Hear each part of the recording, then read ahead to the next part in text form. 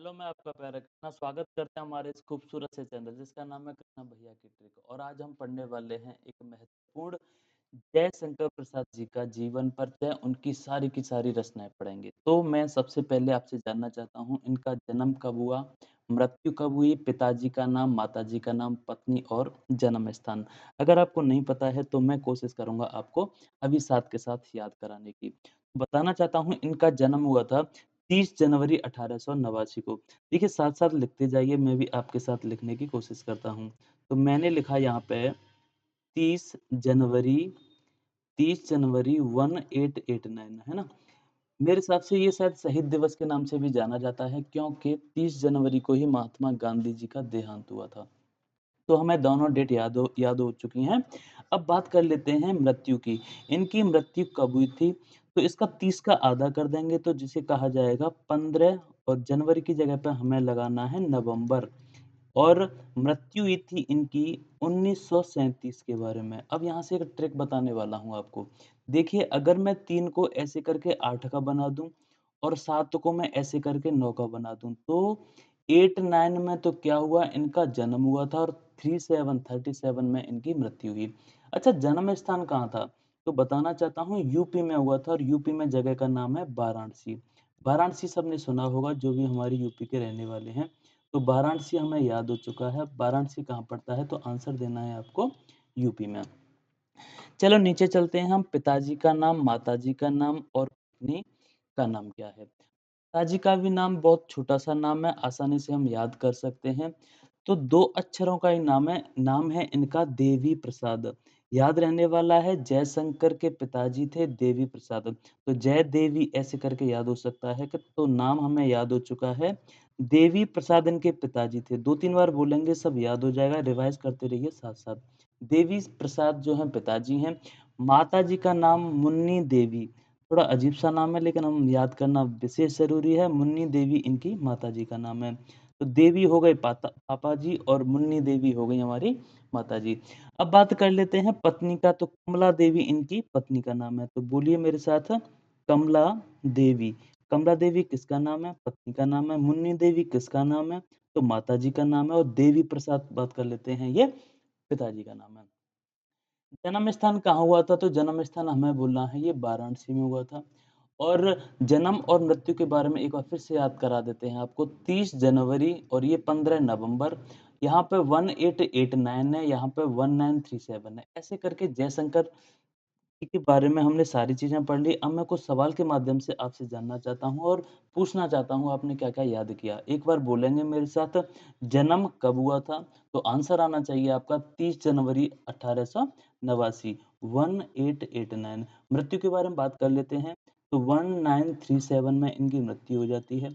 अब बात कर लेते हैं पिताजी का नाम, तो आंसर देना है आपको देवी प्रसाद। देवी प्रसाद पिताजी थे, माताजी कौन होंगी? तो माताजी होंगी इनकी मुन्नी देवी। माताजी हो गई हमारी मुन्नी देवी। अब बात कर लेते हैं पत्नी का नाम क्या था? तो पत्नी का नाम जैसे ही आपसे पूछा जाएगा, तो आप आंसर दोगे कमला देवी। और जन्म स्थान के बारे में बात कर लेते हैं, तो वाराणसी, उत्तर प्रदेश। ऐसे करके हमें चीज़ें याद हो चुकी हैं, सारी चीज़ें। अब आगे बात कर लेते हैं इनकी सभी रचनाओं के बारे में, जो कि बहुत ज़्यादा इम्पोर्टेंट है। रचना में कौन-कौन से पढ़ने वाले हैं, उपन्यास इनके क्या थे, नाटक इनके कौन-कौन से थे, और कहानी इनकी कौन-कौन सी थी। सबसे पहले मैं आपको बताना चाहता हूँ, इनके जो उपन्यास है, इनकी एक-एक ट्रिक जानेंगे और हम साथ के साथ याद भी करेंगे। तो इनके जो उपन्यास थे, मैं ऐसे करके याद कराना चाहता हूँ आपको। कंकाल, तितली, इरावती। तो मेरे साथ-साथ लिखने की कोशिश कीजिएगा। कंकाल, दूसरा था तितली। तितली भी हमें याद रखना है। कंकाल, तितली, और तीसरा याद करना है इरावती। ऐसे करके ट्रिक बना सकते हैं। इरावती कोई लड़की है, वो तितली का कंकाल लेके आई और उसी से डर चुकी है। तो कंकाल तितली का लेके आई कौन? इरावती। कंकाल तितली का कौन लेके आई? तो आंसर देना है हमें इरावती। अब बात कर लेते हैं भाई, नाटक कौन-कौन से हैं। तो इनके टोटल मैं आपको याद कराने वाला हूँ, लगभग 8 नाटक हैं इनके। तो 8 नाटक कौन-कौन से हैं? कुछ नाम हैं, और नाम हम बहुत आसानी से याद कर सकते हैं। चंद्रगुप्त, स्कंदगुप्त, अजातशत्रु, ध्रुवसाम्नी, कामना, कर्णालय, राज्यश्री और एक घूंट। ऐसे करके हमारे साथ-साथ बोलने की कोशिश कीजिएगा और लिखने की भी। तो मैं सबसे पहले नाम लिखता हूँ हमारा अच्छे से राइटिंग में, चंद्रगुप्त। तो चंद्रगुप्त आप भी लिखिए मेरे साथ। 2 गुप्त रहेंगे और 2 रहेंगे हमारे, ऐसे करके अजातशत्रु भी पढ़ेंगे हम। चंद्रगुप्त के बाद पढ़ लेते हैं हम, एक है स्कंदगुप्त। चंद्रगुप्त के बाद पढ़ा हमने स्कंदगुप्त के बारे में। एक थे चंद्रगुप्त और दूसरे थे हमारे स्कंदगुप्त। थोड़ा ये माउस दिक्कत दे रहा है, आगे चलते हैं हम। एक थे हमारे ध्रुवस्वामिनी और अजातशत्रु। तो लिखने की कोशिश कीजिएगा ध्रुवस्वामिनी। क्या लिखेंगे हम? ध्रुवस्वामिनी। ध्रुवस्वामिनी के बाद पढ़ने वाले हैं हम ध्रुवस्वामिनी, लिखिए मेरे साथ-साथ। बहुत ही लोकप्रिय इनका नाटक रहा है ध्रुवस्वामिनी। अब बात कर लेते हैं ध्रुवस्वामिनी के बाद अजातशत्रु। अजातशत्रु, पीछे-पीछे बोलते जाइए, हमने कौन-कौन से पढ़े हैं, सबको जान लिया हमने कौन-कौन से हैं, पहले नाम बताइए आप, इनके बारे में क्या लिखेंगे? चंद्रगुप्त, स्कंदगुप्त, ध्रुवस्वामिनी। चंद्रगुप्त, स्कंदगुप्त और ध्रुवस्वामिनी, और ये आते हैं हमारे अजातशत्रु। अब अब कैसे पढ़ेंगे? राजश्री एक घूँट, हम यहाँ लिखने वाले हैं, मेरे साथ बोलें, राज्यश्री, राज्यश्री। इसके बाद पढ़ने वाले हैं हम एक घूँट। एक घूँट पीकर रह जाती हैं राज्यश्री एक घूँट। और इससे पहले 3 नाम हमने जाने थे, सॉरी 4 नाम जाने थे, चंद्रगुप्त, स्कंदगुप्त, ध्रुवस्वामिनी, अजातशत्रु। ये अलग से याद रखना है हमें। राज्यश्री, एक घूँट, कामना और कर्णालय, दोनों के दोनों क से स्टार्ट होने वाले हैं। पहला हमने पढ़ा कामना, कामना पढ़ा, और कामना के बाद पढ़ेंगे हम कर्णालय। क्या पढ़ने वाले हैं? कर्णालय। तो ऐसे करके हमने जान लिए सारे के सारे इनके नाटक के बारे में। कर्णालय किसका है? तो आंसर देना है, ये नाटक है हमारे जयशंकर प्रसाद जी का। कामना किसका है? तो ये नाटक है हमारे जयशंकर प्रसाद जी का। चंद्रगुप्त, स्कंदगुप्त, ध्रुवस्वामिनी, अजातशत्रु, राजश्री एक घूंट, और हमने पढ़ा कामना और कर्णालय। कहानी के बारे में जान लेते हैं, इनकी कहानियां मतलब के स्टोरी कौन-कौन सी थी। तो बहुत आसानी से याद करने वाले हैं, देखिएगा। 2 ऐसे करके याद करेंगे, 2 लड़कियों के नाम थे। एक लड़की थी उनमें से ममता, ममता नाम की लड़की थी, और ममता के साथ-साथ एक और नाम याद रखने वाले हैं मधुआ, दोनों एम से स्टार्ट होने वाले हैं। ममता और मधुआ, दोनों के दोनों नाम याद कर लिए, ममता और मधुआ। क्या हुआ, कुछ लोगों ने इनको अपराधी ठहराने की कोशिश की, लेकिन इन्हें बाद में क्या मिलता है? पुरस्कार। तो यहाँ याद कर लेते हैं अपराधी, अपराधी भी इन्हीं की है। तो लिखिए अपराधी।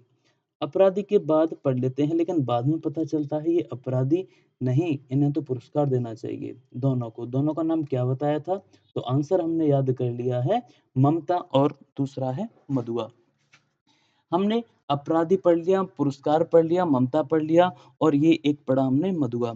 अच्छा, यहाँ इनकी ज़िक्र कहाँ की जाती थी? तो किसी ग्राम में बात करी गई थी। कहाँ पे? ग्राम में। तो ग्राम भी याद कर लिया है। अब बचते हैं हमारे पास स्वर्ग के खंडहर, अनबोला, और एक और बचा है इनका अघोरी का मोह। देखिएगा यहाँ से अब मैं लिखने की कोशिश करता हूँ, स्वर्ग के खंडहर। तो ऐसे करके बोलिएगा मेरे साथ-साथ, स्वर्ग के खंडहर। स्वर्ग में भी जाओगे तो वहाँ भी कुछ भी नहीं है, वहाँ क्या मिलने वाले हैं इन लोगों को? स्वर्ग के खंडहर मिलेंगे। और अनबोला, जो नहीं बोला गया है उसको क्या कहा जाएगा? अनबोला, ठीक है कि नहीं? अनबोला भी याद हो गया है हमें, स्वर्ग के खंडहर भी याद हो गई है कहानी। अब बचता है हमारा अघोरी, अघोरी का मोह। किसका मोह? अघोरी का मोह। हमें कहाँ का मोह पढ़ना है? हमें पढ़ना है अघोरी का मोह। ठीक है, बहुत ही अच्छी कहानी है, एक बार पढ़ के देखिएगा। अब बात कर लेते हैं लास्ट में, सबसे लास्ट में पढ़ेंगे, वो बचेंगे हमारे इनके काव्य। बहुत ही शानदार ट्रिक है, पढ़ने वाले हैं। आंसू लहर झरना, उर्वशी, कामायनी, कानन, कुसुम और प्रेम पत्र। तो इसमें क्या होता है कि आंसुओं की लहर झरने की तरह आई, किसकी? उर्वशी की। उर्वशी और कामायनी 2 लड़कियां हैं। सबसे पहले इन लड़कियों के नाम लिख देता हूँ मैं। क्या नाम है? मेरे साथ साथ बोलें। एक का नाम है उर्वशी। क्या नाम है मेरे दोस्त? उर्वशी। उर्वशी के साथ साथ एक और लड़की थी, उसका नाम क्या है? उसका नाम बोलना है आपको कामायनी। कामायनी हमने याद कर लिए, किसकी है? जयशंकर प्रसाद जी की है। ठीक है कि नहीं? रचनाएं ऐसे करके याद हो सकती हैं एक दूसरे से जुड़ जुड़ कर। उर्वशी को पढ़ लिया, कामायनी को पढ़ लिया। बात कर लेते हैं क्या हुआ इनके साथ। तो आंसुओं की लहर झरने की तरह आई थी। क्या आई थी? आंसुओं की लहर झरने की तरह। आंसू लिखा, झरना लिखा, और मैंने लिखा यहाँ पे झरना। ठीक है, तीनों हमें याद हो चुकी हैं। कौन कौन लड़कियां थी? उर्वशी थी और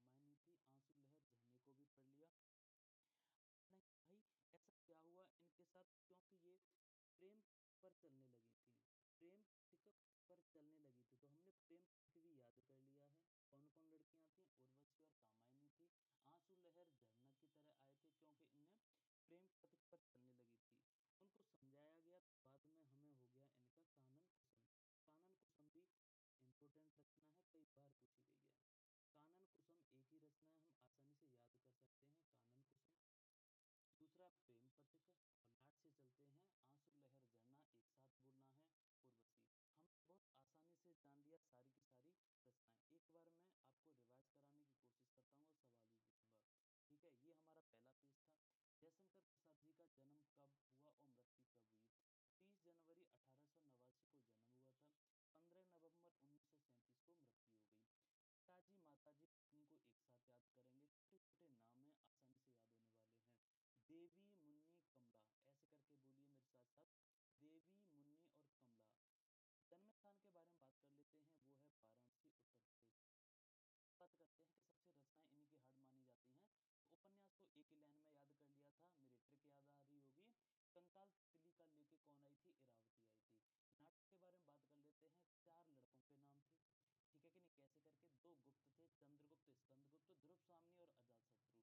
ये बाद में याद करना है। राजश्री एक भूल कर रह गई थी, कामना और कर्णवाला दोनों को एक साथ याद करना है। कहानी, कहानी के बारे में जिक्र कर लेते हैं, किस किस की कहानी थी?